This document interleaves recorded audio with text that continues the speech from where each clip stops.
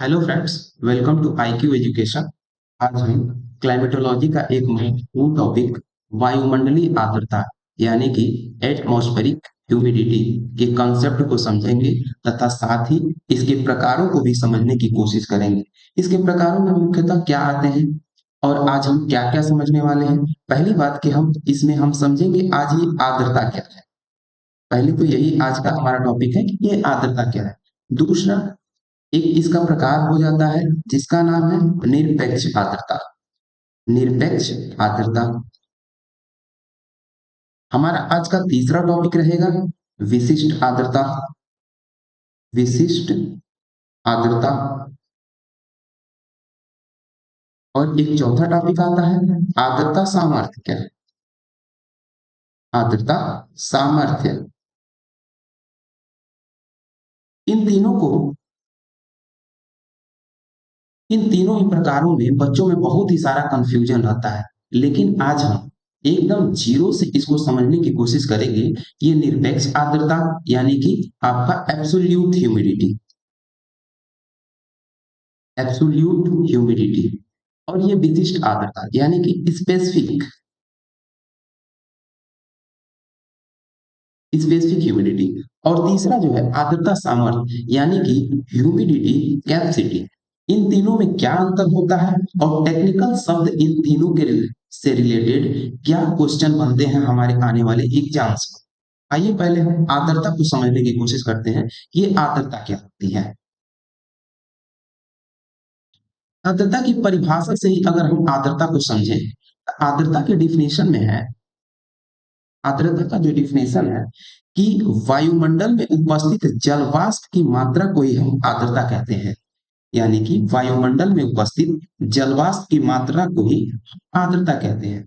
यानी कि हमारी वायुमंडल में ये जो जल वाष्प है 0 से 4% के बीच में वैरी करता है। 0 से 4% का मतलब क्या है, यानी कि अगर हमारे वायुमंडल का आयतन अगर जो 100% मान लिया जाए तो इसमें से 0 से 4% का जो आयतन है वो जलवाष्प के रूप में हमारे वायुमंडल में उपस्थित है।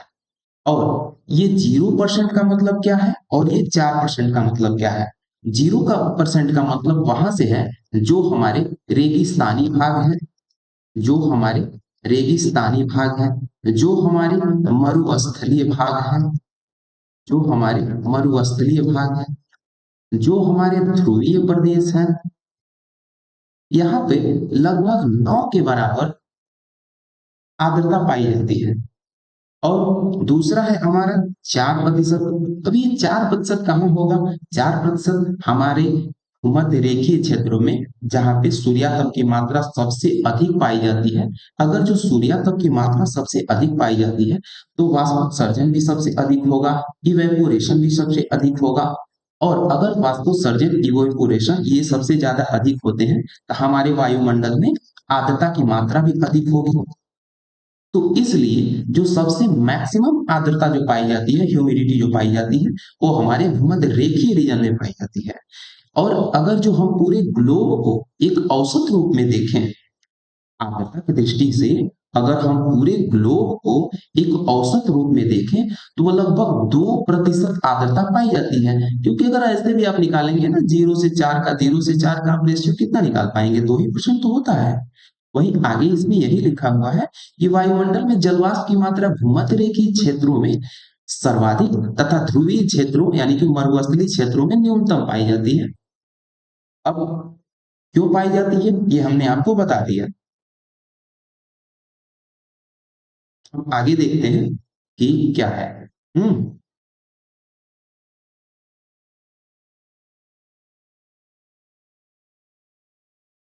अब अगर हम परिभाषा से, अगर परिभाषा किसी कह रहा था कि वायुमंडल में उपस्थित जल वाष्प की मात्रा को ही आर्द्रता कहते हैं।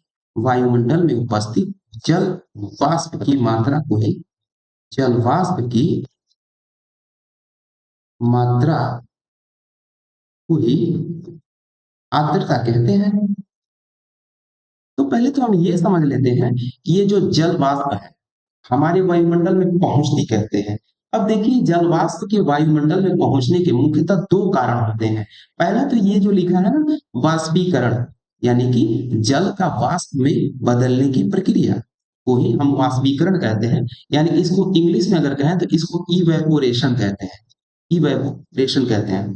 और दूसरा, इवेपोरेशन में होता है ना कि जो भी जल वाष्प हमारे जलीय निकायों से, यानी कि जलीय निकायों में कौन सा क्या क्या आता है, समुद्र आ गए, हमारे झील आ गए, नदियां आ गई, तालाब आ गए, इनसे जो भी वाष्पीकरण होगा और आर्द्रता हमारे वायुमंडल में पहुंचेगी, उसे वाष्पीकरण के थ्रू आर्द्रता का वायुमंडल में पहुंचना कहा जाता है। और दूसरा होता है, उसका नाम होता है वाष्पोत्सर्जन। वाष्पोत्सर्जन। अब वाष्पोत्सर्जन और वाष्पीकरण में क्या अंतर होता है? वाष्पोत्सर्जन का मतलब ये हुआ कि जो भी हमारे जैसे पेड़ पौधे हैं, पेड़ पौधों से भी तो आर्द्रता हमारे वायुमंडल में पहुंचती है। जो भी हमारे मिट्टियों में आर्द्रता सिंचित है, जो हमारे जीव जंतु जो मृत हो जाते हैं उसके बाद से जो भी उसमें आर्द्रता निहित होती है, वो हमारे वायुमंडल में अंततः पहुंच जाती है। तो इसके माध्यम से जो भी आर्द्रता हमारे वायुमंडल में पहुंचती है, इसको हम क्या कहते हैं? वाष्पोत्सर्जन। अब एक यहाँ पे पॉइंट देखिए लिखा हुआ है कि अधिक तापमान वाली शुष्क वायु जितनी अधिक तीव्र होती है, वायुमंडल में वाष्पीकरण की दर उतनी ही अधिक होती है। अब ये नॉर्मल सी बात है, अगर कोई हवा जितनी ही शुष्क रहेगी, उसके अंदर आर्द्रता ग्रहण करने की क्षमता उतनी ही अधिक होती है। और जो हवा जितनी ही नमी धारण किए हुए रहती है, उसके अंदर आर्द्रता ग्रहण करने की शक्ति उतनी ही कम होती है। इस हिसाब से वायुमंडल में जलवाष्प का अनुपात विषुवत रेखीय क्षेत्रों में सर्वाधिक होता है। यानी कि वायुमंडल में जलवाष्प, जैसे जहां पे सबसे अधिक सूर्यातप पड़ रहा है, वहां की वायु सबसे अधिक गर्म होती है। अगर सबसे अधिक गर्म होती है तो वहां पर जो वायुमंडल में आर्द्रता को ग्रहण करने की क्षमता होती है, वो विषुवत रेखीय वायु के पास ज्यादा होती है और ध्रुवीय रेखीय प्रदेशों में न्यूनतम पाया जाता है, क्योंकि वहां की वायु जो होती है वो नम होती है, ठंडी होती है, तो वो आर्द्रता ज्यादा ग्रहण नहीं कर सकती है।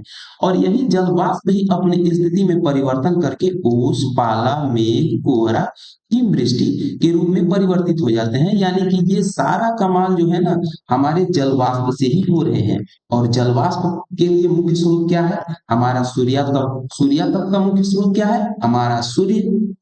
और अगर जो देखें हम एक चीज, तो 10 डिग्री उत्तर से 10 डिग्री दक्षिण अक्षांशों में वाष्पीकरण सर्वाधिक महाद्वीपीय में होता है।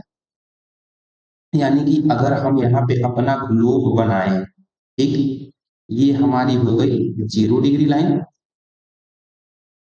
और ये कह रहा है कि 10 डिग्री उत्तर से 10 डिग्री दक्षिण। यानी कि अगर हम यहाँ खींचे, ये हो गई हमारी 10 डिग्री उत्तर की लाइन और ये हो गई 10 डिग्री दक्षिण की लाइन।